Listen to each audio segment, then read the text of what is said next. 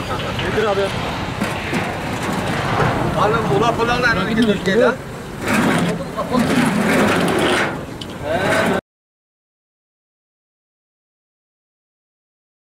Biz Batman Kozluk'tan Umut Kervanı gönüllüsü olarak buradaki depremzede kardeşlerimize yardıma geldik. 10 gündür burada elimizden gelen imkanlarla hizmet veriyoruz. Umut Kervanı Vakfı adı altında.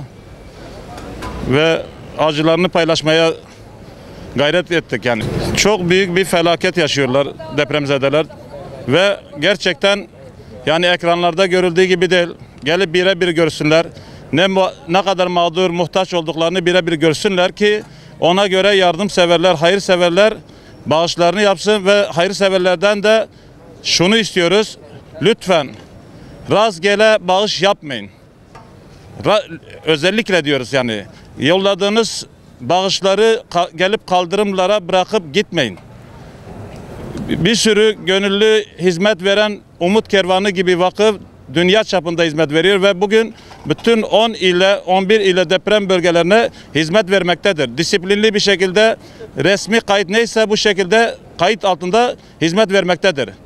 24 saat yemek hizmeti vermektedir bütün deprem bölgelerinde. Ve bizim bütün hayırseverlerden bunu bu şekilde kurum adı altında versinler. Rastgele getirip arabadan kaldırımlara boşaltmasınlar. Yazık, günahtır, israf oluyor, haramdır. Yani Umut Kervanı olarak tek tek muhtaçları bulup hizmet veriyoruz.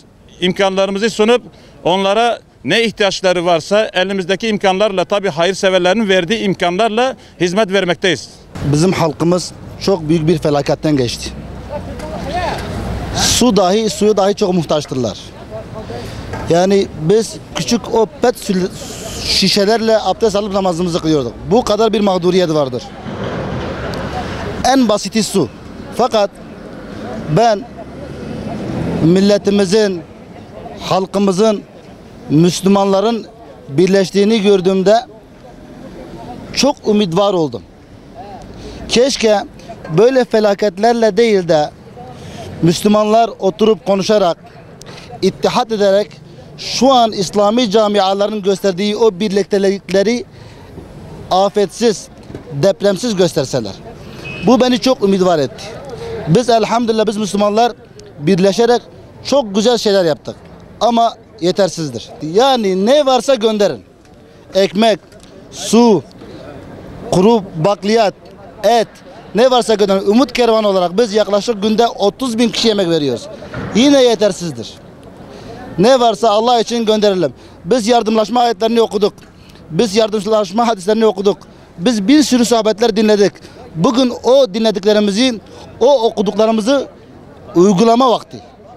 Şu an sözde değil, kalda değil, biz hal olarak İslam'ı yaşamamız lazım. Evvelallah biz İslam'ı şu an halimizle yaşadığımız gibi yaşarsak emin olun kıtalar İslam'a girecek.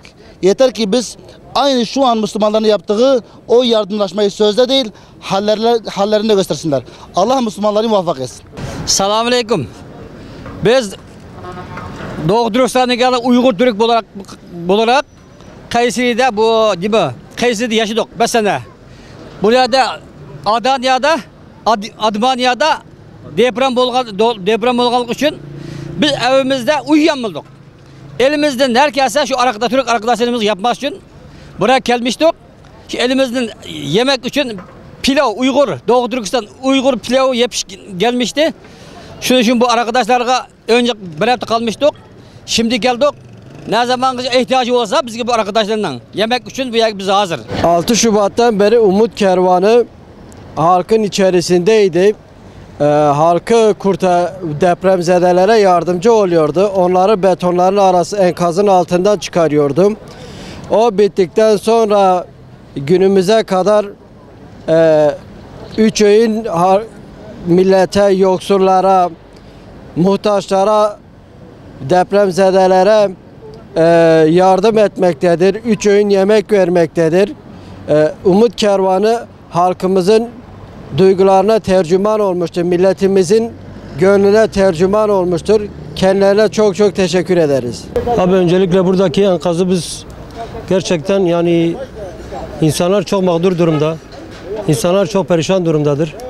Yani gerçekten herkes elinden ne gelirse yaparsa Allah rızası için yani bu fedakarlıklar gerekiyor yani. Şu an halk perişan bir durumdadır ve enkazlar bayağı bir sıkıntılıdır yani. Abi Umut Kervanı olarak biz 8 kişi buraya geldik. 4 günden beridir buradayız. Allah'ın izniyle ne kadar ihtiyaç olursa biz burada devam edeceğiz. Yani yardımlarımız devam edecek. Böyle o şekilde gidip geleceğiz inşallah.